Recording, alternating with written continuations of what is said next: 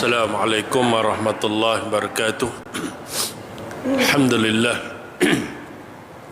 Alhamdulillahi rabbil alamin, wassalatu wassalamu ala asyrafil anbiya'i wal mursalin wa ala alihi wa sahbihi ajma'in. Allahumma salli ala sayyidina Muhammad wa ala ali sayyidina Muhammad. Qala Allah ta'ala fi kitabil aziz, a'udzu billahi minasyaitonir rajim. Laqad ja'akum rasulun min anfusikum azizun alaihi ma anittum harisun alaikum bil mu'minina raufur rahim. Fa in tawallaw faqul hasbiyallahu la ilaha illahu alaihi tawakkaltu wa huwa rabbul arsyil azim. Sesungguhnya telah datang kepada kamu seorang rasul dari golongan kamu sendiri, yaitu Nabi Muhammad sallallahu alaihi wasallam, yang menjadi sangat berat kepadanya sebarang kesusahan yang ditanggung oleh kamu, yang sangat inginkan kebaikan bagi kamu, dan ia pula menumpahkan perasaan belas serta kasih sayangnya kepada orang-orang yang beriman. Kemudian jika mereka berpaling ingkar, katakanlah, wahai Muhammad, cukuplah bagiku Allah yang menolong dan memeliharaku. Tiada Tuhan yang berhak disembah melainkan Dia. Kepadanya aku berserah diri, dan Dialah yang mempunyai arasy yang besar. Surah Taubah 128, 129.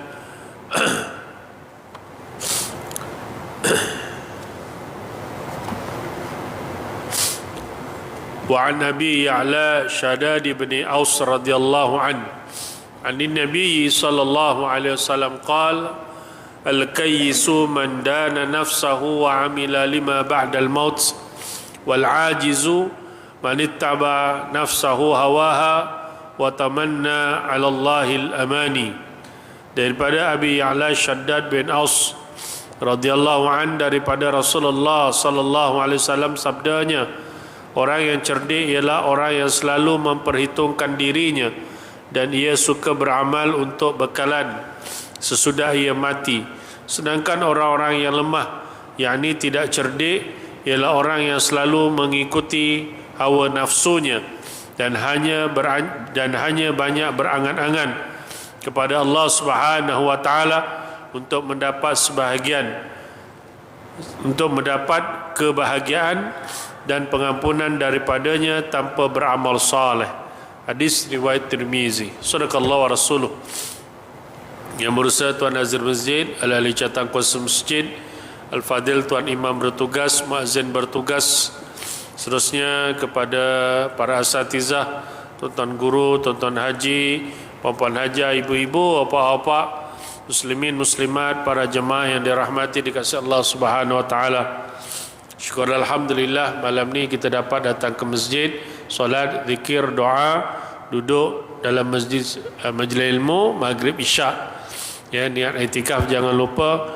Mudah-mudahan setiap saat kita berada di rumah Allah Subhanahu wa taala, kita akan dilimpahkan dengan kurnia, rahmat, inayah, kesihatan, dan mudah-mudahan beroleh keampunan daripada Allah Subhanahu wa taala. Amin.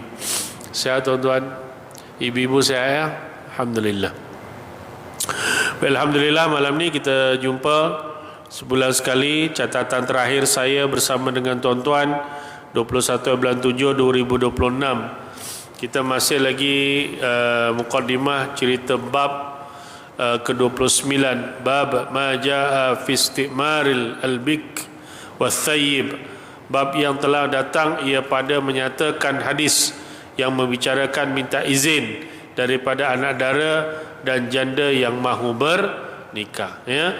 Dalil hadisnya, asasnya hadis yang ke-41, hadis 42. Itu hadis asas, ya, bagi membicarakan bab ini. Kalau kita lihat hadisnya, kata Nabi SAW, la tunkahu thayyibu hatta tustamara wa la tunkahul bik hatta tustazana wa iznu has-sumut.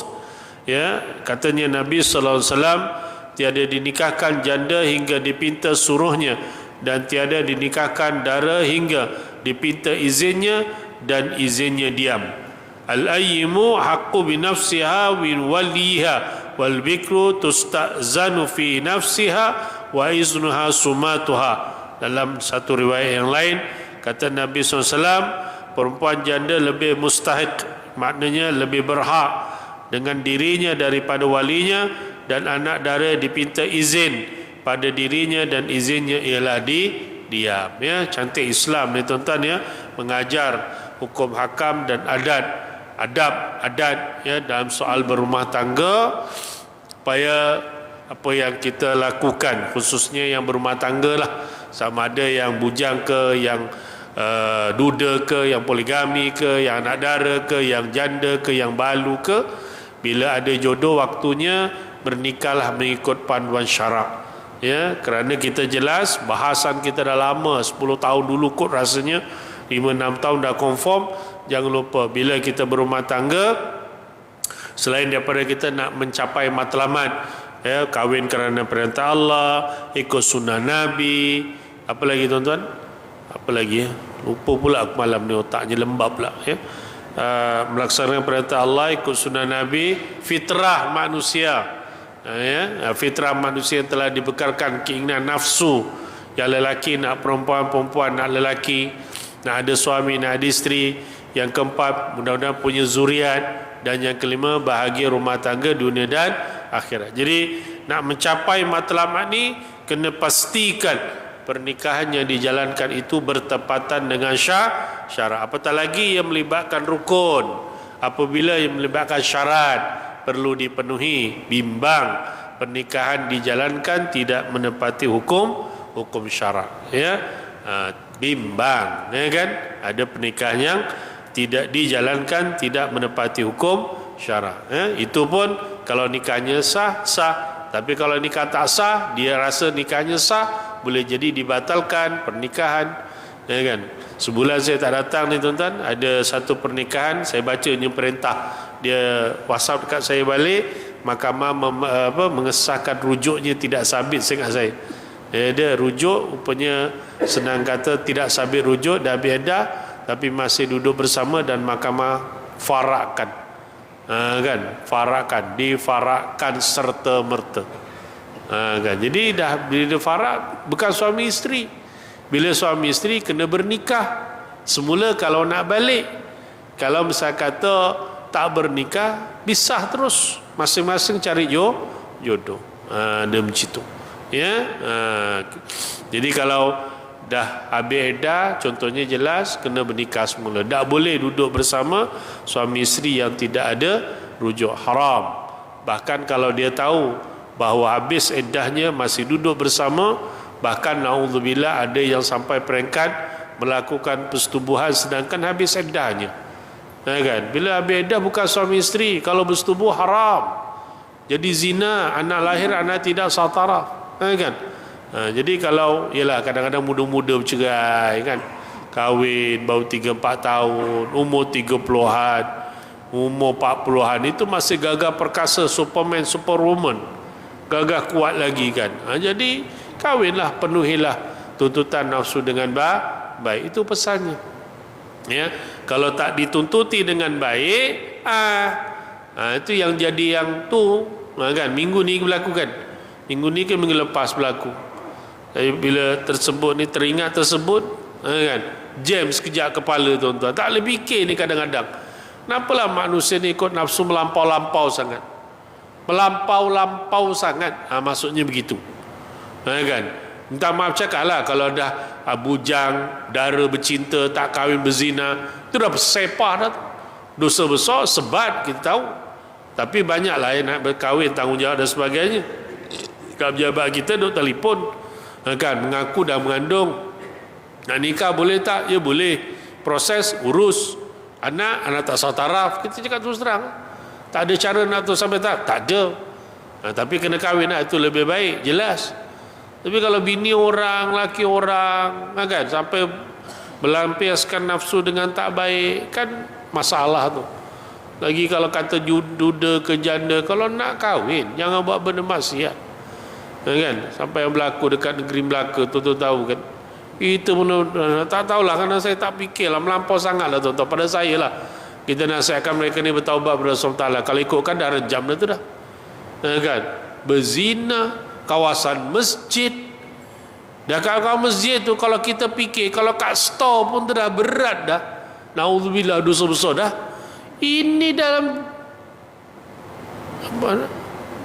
bilik mandi jenazah. Saya bila baca tu, bila sebut nama Tuan Mawardi, dia duk ingat-ingat dulu dia bertukar kat Selangor, saya ingat saya tu. Kita jadi jam dah. Kok kebangetan banget. Tu keluar geram tu.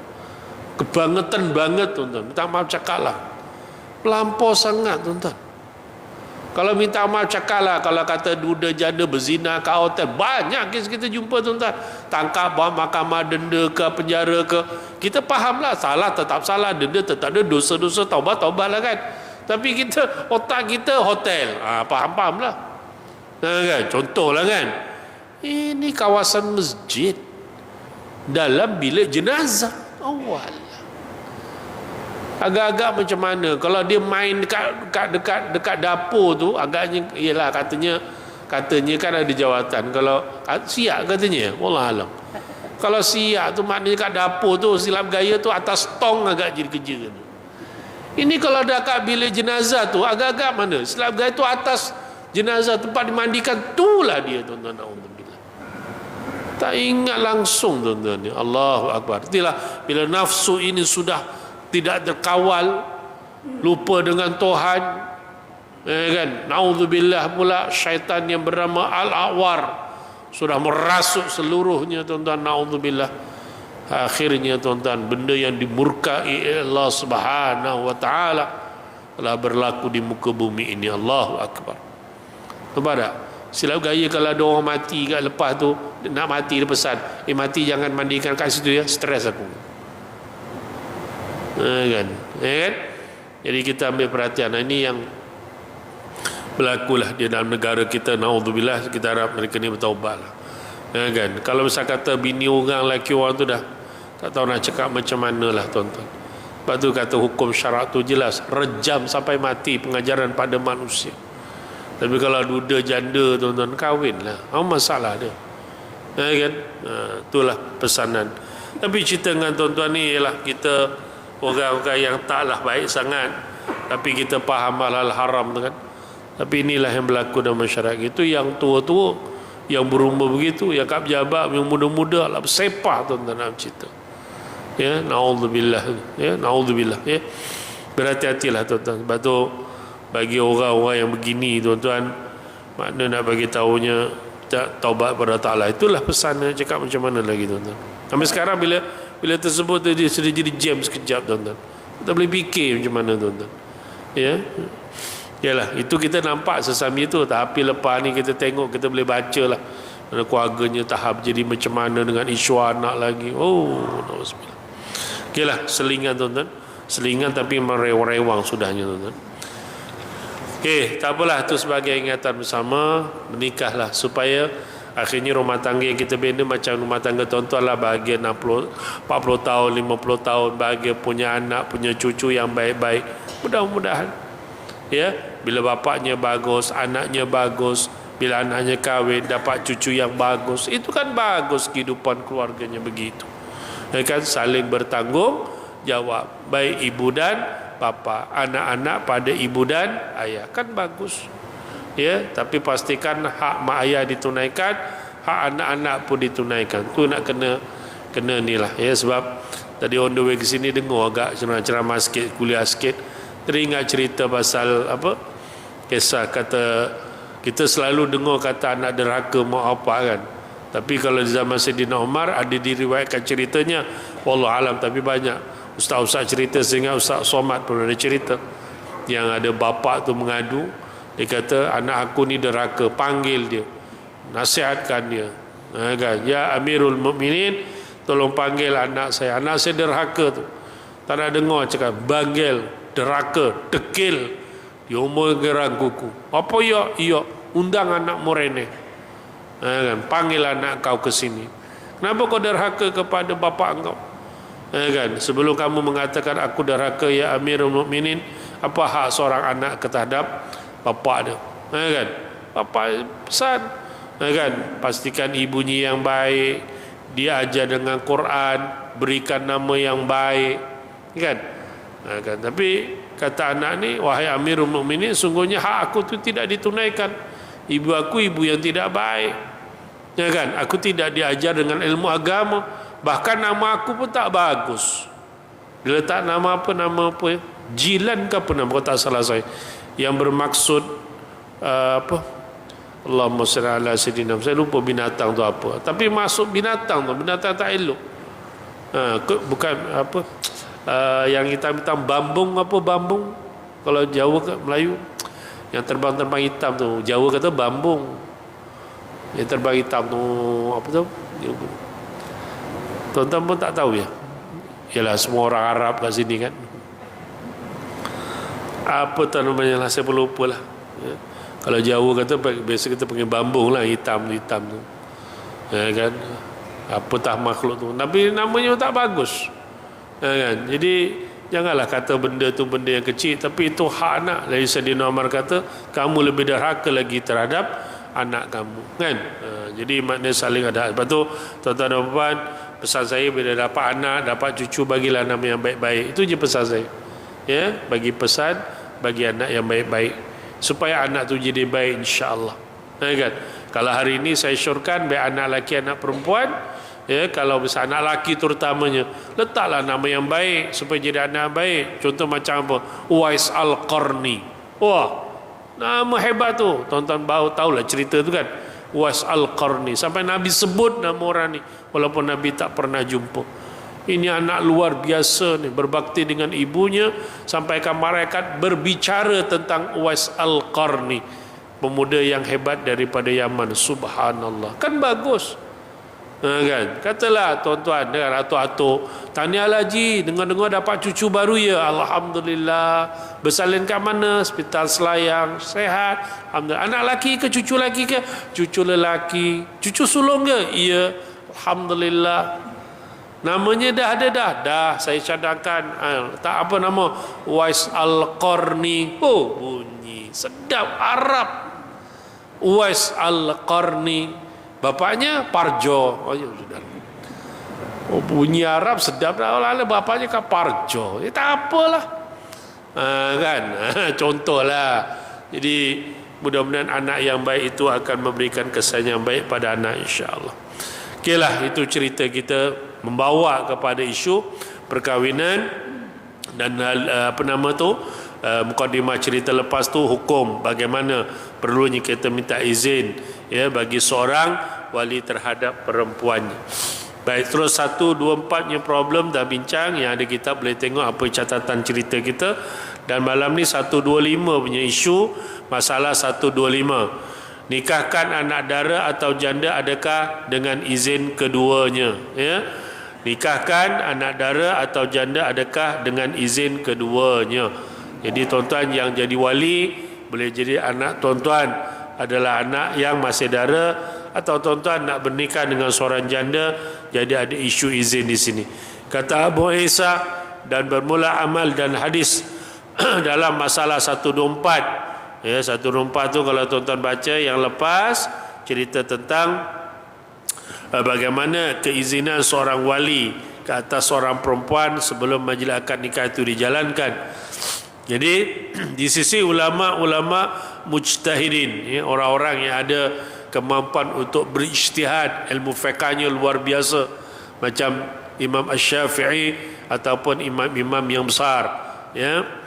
Jadi bahawasanya janda, yakni perempuan yang sudah tiada daranya, ya, tiada dikahwinkan hingga dipinta suruhnya dengan berterang-terang keluar daripada mulutnya, maka jika dikahwinkan oleh bapanya dengan tiada dipinta suruhnya, maka benci, yakni dia tidak mau nikah, maka jadilah nikah itu batal di sisi kebanyakan ahli ilmi. Ahli ilmi ini merujuk pada orang-orang yang pakar dalam ilmu fiqh, terutamanya dalam 4 mazhab. Adapun jika tiada benci, maka sah nikah itu, dan telah bersalahan salahan ahli ilmi pada menikahkan anak dara apabila dikahwinkan oleh bapa-bapanya, maka telah memikir kebanyakan ahli ilmi dan daripada ahli Kufah. Kufah ni merujuk orang-orang alim di Kufah, maknanya di Iraq. Dan daripada mereka itu bahawasanya bapa itu apabila menikah ia akan anak dara, padahalnya ia sudah cukup umur dengan tiada disuruhnya, tiba-tiba tiada suka ia akan nikah bapanya, maka nikah jadilah nikahnya itu batal. Ini sebahagian daripada pandangan ahli Kufah. Tetapi dan setengah ahli Al-Madinah, ya, ahli Madinah kita tahu di antaranya orang yang banyak berpegang dengan mazhab Imam Malik ketika itu. Sekarang ni banyak kepada pandangan mazhab Imam Hambali. Nikah bapa seperti itu sah. Ia dan ia jika tidak suka anak dara itu akan nikah bapanya sekalipun, maka ia perkataan Malik bin Anas, Asy-Syafi'i, Ahmad dan Ishaq. Jadi kesimpulan awal nak bagi tahu mudahnya gini, kalau siapa yang berstatuskan wali ataupun kita yang nak kahwin dengan anak dara, cerita ya, yang kahwinkan itu wali mujbir, itu kita dah cerita lama dah. Ingat tak bab wali mujbir, ghairu mujbir, ingat? Terkelip Ustaz sekelalen.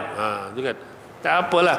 Mujbir, jumhur ulama kata bapa, datuk dan ke atas yang ada kuasa mengahwinkan anak cucu yang masih dara tanpa izin, hukumnya sah.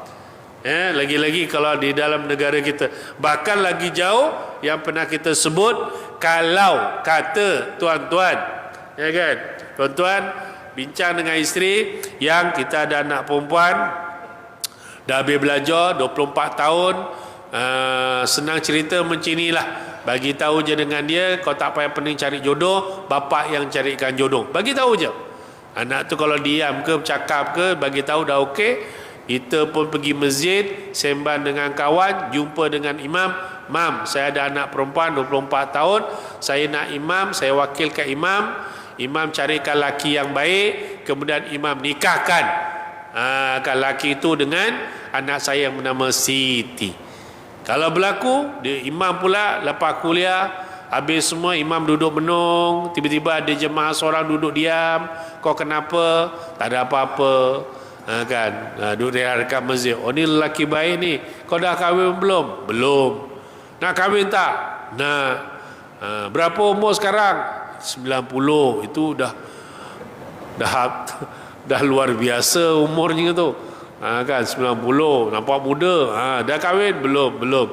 Saya kahwinkan nak dengan seorang perempuan. Okey, dia pun kahwinkan terus. Sah di segi hukum syarak. Kan? Jangan 90 tu jauh sangat. 40 lah, 40 okey lah. 40, 24 okey. Kalau 90, saya ingat ibu-ibu pun fikir 20 kali kan.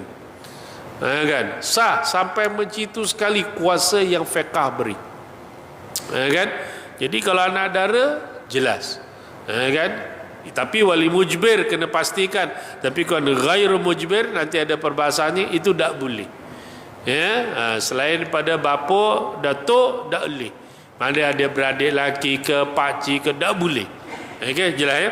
Tetapi kalau melibatkan janda, maka walaupun kita wali mujbir, wajib kita minta izin, dan izinnya itu mesti secara lisan. Cuma ada pandangan hari ini, dia kata kalau hari ini ustaz, kerana tak tanya pun, tak tanya tak apa, tapi perempuan tu dah isi borang, dia isi sendiri, saya nak nikah, saya ni, dia bagi tahu, pak, saya ni isi borang ni, saya nak kahwin dengan siapa? Iji ke Masjid Al-Khairiyah. Imam berapa? Imam satu, pencen imam juru nikah dulu. Kan? Okey. Dia pun isi, dia pun sign, dia buat kebenaran. Jadi masa nikah kalau bapaknya tak tanya, agak-agak sah tak nikahnya? Mafhumnya sah. Sebab dia sendiri menguruskan, maka dia bersendiri bersetuju. Tapi cantiknya biar jelas. Sebab tu kalau dalam majlis akad nikah, memang saya tengok, cukup janda balu contohkan. Saya tanya direct je. Kan, Cik Siti, hari ini saya dah ambil lah contoh walinya kan. Kan, okey, Cik Ahmad, macam mana hari ini anaknya Siti nak nikah dengan Abu? Setuju. Cik Siti dengar tadi kan, ayahnya dah izinkan, dah setuju dan nak nikahkan Cik Siti dengan Abu ni. Cik Siti setuju? Setuju. Itu lagi jelas, lagi bagus. Hukumnya jelas, bertanya itu ada pahalanya. Ya, sama ada janda ataupun balu. Gitu ya. Baik. Okey, itu kesimpulan dalam masalah berkaitan nikah anak dara ataupun janda. Jadi praktikalnya yang selalu saya pesan dengan imam-imam juru nikah yang baru-baru khususnya, ataupun dalam program-program ataupun kadang-kadang kuliah tafakur, kita pesan pastikan imam kalau boleh bertanyalah dengan perempuan yang nak dikahwinkan. Itu kan bagus. Kan? Dan kalau misal kata dia anak dara, cukuplah hadisnya wa iznuha as-sumud, dan diamnya itu setuju. Ya, Cik Siti, hari ni saya nak nikahkan Cik Siti ni, bapaknya dah izinkan saya nak nikahkan dengan saudara Abu ni. Cik Siti setuju, dia senyum ataupun diam, okey dah. Kan? Tapi kalau dia diam, muka macam tak puas hati, itu kena tanya betul-betul.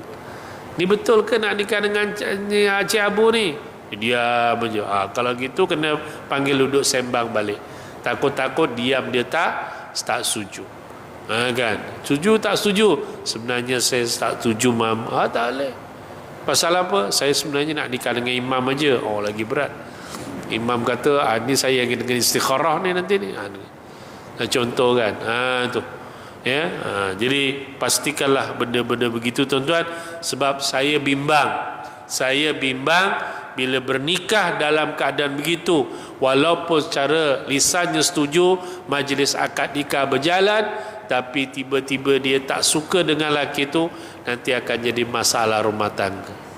Saya kira saya dah cerita dengan tuan-tuan kan, ada seorang sahabat, dia kawan sahabat, saya cerita dah ni, saya ingat dah lama saya cerita dah. Tapi ini hakikat berlaku seorang sahabat, bila dia nikah, saya dengar cerita, lala dia cerita sendiri dengan saya. Kan, masa dia nikah, dia okey je kan. Bila dah nikah tu, dia masuk bilik, tengok isteri tu tak nampak bahagia pun. Kan dia beza macam orang baru nikah kan, bahagianya lain macam. Kan lagi-lagi kalau kita tengok yang memang dia jaga adab-adab yang luar biasa. Kan ada viral itu hari pengantin. Saya ingat memang pengantin yang soleh-soleh kot. Kan lepas nikah dah sah, dia pegang isterinya, dia pegang aja tak lepas-lepas, sampai orang ambil gambar, sampai dia pegang aja, saya sampai isterinya malu nak tarik-tarik, dia pegang lagi. Ada tengok tak cerita ni? Tak tengok je, kena tengok lah ya? Aku pun tengok kadang, Allah kan. Ada juga yang majlis kakak pejabat je, lepas nikah tu datang tak ada pegang tangan, dah balik daripada bilik nikah sampai ke bawah, dipegang je tangan isteri, tak lepas. Aku tengok aja kadang-kadang, sampai kat parking dipegang, sayang kat isteri dia. Bagus, baru kahwin. Dah lama kahwin, mana bini aku, tinggal kat pasar raya kan. Baguslah pegang tangan tu, bagus, sunnah kan. Ibu-ibu bapak kalau jalan pegang tangan isteri tak? Kan, kelip. Kalau boleh dipegang, peganglah. Sukalah isteri tu melintas jalan tu dipegang, kan bagus. Ya kan? Mana tahu kan jalannya kurang kan, slow, pegang. Okeylah, itu sekadar perbincangan. Dia membawa kepada rentetan. Akhirnya bila dia tengok isterinya tak gembira, buka mulut, akhirnya dia kata, sebenarnya saya nikah ni sebab hormatkan wali je. Sebenarnya saya sampai sekarang saya masih belum boleh terima yang dia dah dinikahkan. Memang begitu sekali. Ringkas cerita, rupanya dia ada lelaki lain yang dia suka. Kan? Dan akhirnya kawan tu dalam keadaan tertekan, stres malam tu. Hilang rasa kebahagiaan. Tidur tak usik langsung. Esok keluar rumah, 2 minggu jadi masalah. Panggil keluarga bincang, dia kata tanyalah dengan dia, jangan tanya saya. Kalau saya ditanya, takut orang saya berbohong. Dan akhirnya dia mengaku, dan akhirnya bercerai. Faham tak? Jadi kita tak nak lah benda-benda macam itu, tuan-tuan. Lepas tu tanya betul-betul, kau suka ke, kan?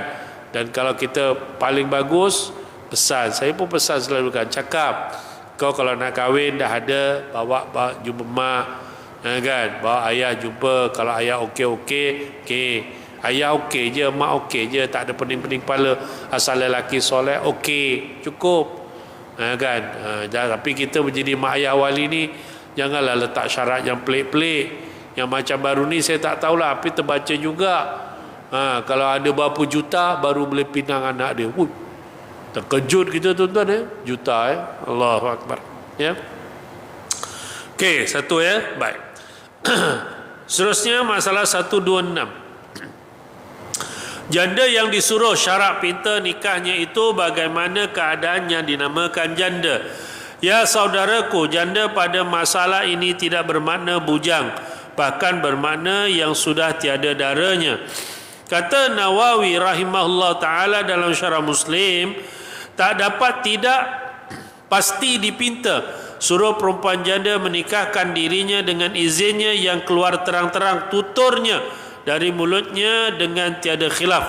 Maka janda itu ialah perempuan yang sudah tiada darahnya, sama ada pecah darahnya itu dengan nikah yang sahih atau nikah yang batal, dengan wati syubhah atau dengan zina. Maka jikalau tiada darahnya itu dengan sebab melompat, atau dengan sebab diruncing dengan anak jari, atau dengan sebab darah tua, atau dengan sebab kena wati duburnya, maka baginya hukumnya janda itu, maka dihukumkan janda juga atas kaul yang asah paling utama, dan qil dan sebahagian mengatakan hukumnya bik, ya, anak dara, wallahu a'lam, ya. Jadi senang kata perempuan kalau dah kahwin berlaku persetubuhan, selesai, ya. Ataupun disebut pernikahan itu tidak sah tapi berlaku wati, selesai, maka hilanglah darahnya, jelas, ya. Ataupun naudzubillah kalau berlaku zina pun sama juga dihukumkan. Sebab tu kalau kat borang kahwin tuan-tuan, dia ada disebut ada yang dara, ada yang janda, ada yang balu ataupun thayyib dalam borang kahwin. Kan? Tuan-tuan perasan borang kahwin? Tak perasan? Tanya Ustaz Airizan lah.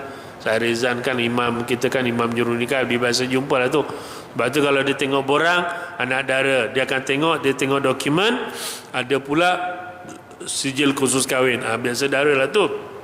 Kalau dia kata saya balu, kita akan tengok ada surat meninggal suaminya. Ya betul, balu lah tu, dia akan semak, ya kan. Tapi ada juga yang kita dah tahu dah, dia datang pun, bapak datang, mak datang, kan. Macam saya ni ada klien juga datang jabat, dia mengadulah bahawa anaknya dah melakukan zina, kan. Jadi kalau nak kahwin, jadi macam mana? Kalau ikut peraturan hukum jelas dia bukan anak dara dah. Jadi dalam borang itu sebagai as-sayyib. Sayyib mana merujuk orang yang pernah melakukan persetubuhan, ya. Sayyib, ya, dia tidak termasuk anak dara, kan. Sayyib. Perasan tak borang kahwin tu? Tak perasan, Yalah, tuan-tuan pun mungkin silap gaya pegang borang kahwin pun dah lama dah. Kalau imam-imam dia tahulah, ya, imam-imam dia tahu, ya kan. Sebab tu kadang-kadang kita akan cek, kita tahulah dia datang mungkin dah mengandung ke, tak salah kita tanya, minta maaf kamu ni mengandung ke, macam dah berisi, betul mam saya mengandung, saya dah silap buat gini-gini. Okey, dalam borang ni betul lah sayyibnya, tapi kita akan catatkan, ya, sayyib berapa bulan mengandung, 4 bulan contoh. Pasal apa? Sebab besok bila dah bersalin, isu anak sebagainya timbul, dalam dokumen telah dinyatakan sayyib, kan. Gitu. Kalau tak percaya, tuan-tuan tengoklah borang-borang kahwin-kahwin. Kalau imam jurunikah ada dalam majlis, cuba tengok borang tu ada, kan, ada. Ataupun kalau tuan-tuan tak percaya, cuba tuan-tuan kahwin lagi, tengok tulisannya macam mana, kan, contohlah, ya. Okey, habis. Tetapi kalau bukan disebabkan itu, ya, mungkin dia ni aktif sukan sangat. Yang ini saya masa zaman belajar apa disebut, aktif sukan sangat. Ini sukan tengah sukma ni, kan.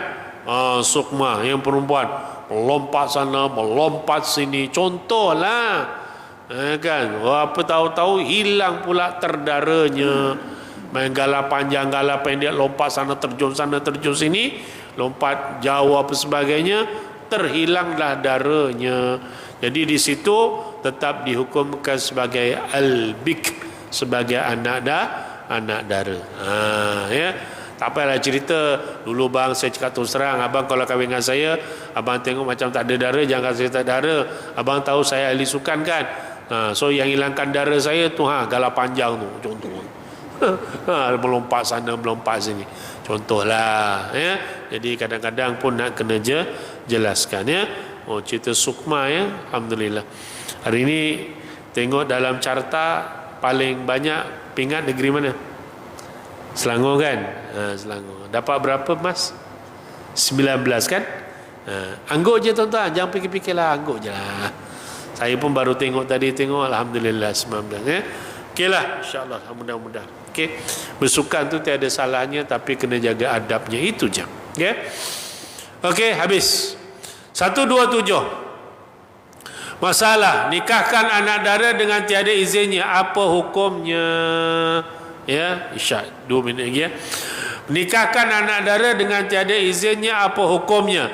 Ya saudaraku, telah berkata Imam Nawawi dalam Syarah Muslim, syarah ya hadis Muslim, itu dalil yang menunjukkan harus bapa mengahwinkan anaknya yang dara, yang masih kecil, dengan tidak menanti izin anak dara itu, dan nenek merujuk kepada datuk. Artinya bapa bagi bapa.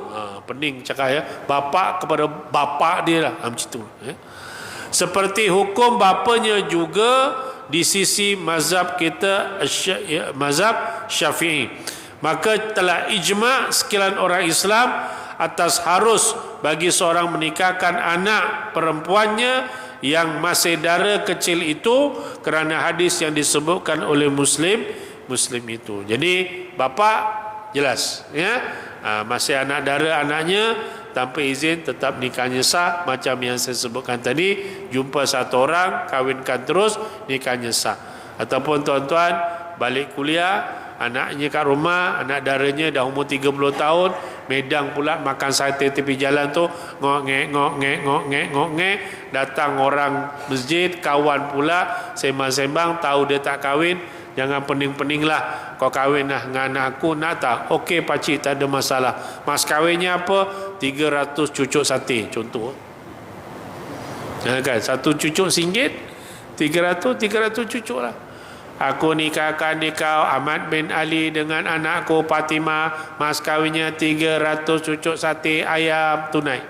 Dia pun jawab, bak balik. Nah, kau kenal tak ni? Kenal. Ni Abang Din Masjid kan? Sekarang jadi suami kau. Pasal bapak dah kahwinkan tadi. Lah ya ke? Iya. Mas kahwinnya apa bah? Tu sate 300. Kan? Bolehlah pak, alhamdulillah. Nikahnya sah tak? Sah. Selesai. Tapi register kena denda. Kan? Kena denda. Kahwin tak ada kebenaran, kena denda. Kan? Saya dalam sebulan tak datang ni ada orang daftarkan denda poligami tuan-tuan. Saya ingat seorang tu kena dekat 3,000. Ya, seorang dekat 3,000, yang isterinya kena 2,000 lebih something lah. Ya. Jadi dekat 5,000 dia kena juga tuan-tuan ya. Tak apalah, dia banyak duit lebih kot, dia bayarlah ya. Tolong ya, insya-Allah. Okey tuan-tuan ya, saya mohon izin untuk tangguhkan kuliah malam ni lebih awal sikit. Ada perkara yang saya kena uruskan lepas ni. So terima kasih atas perhatian, mohon maaf salah silap. Insya-Allah kita jumpa bulan depan. Bulan depan bulan berapa tuan-tuan?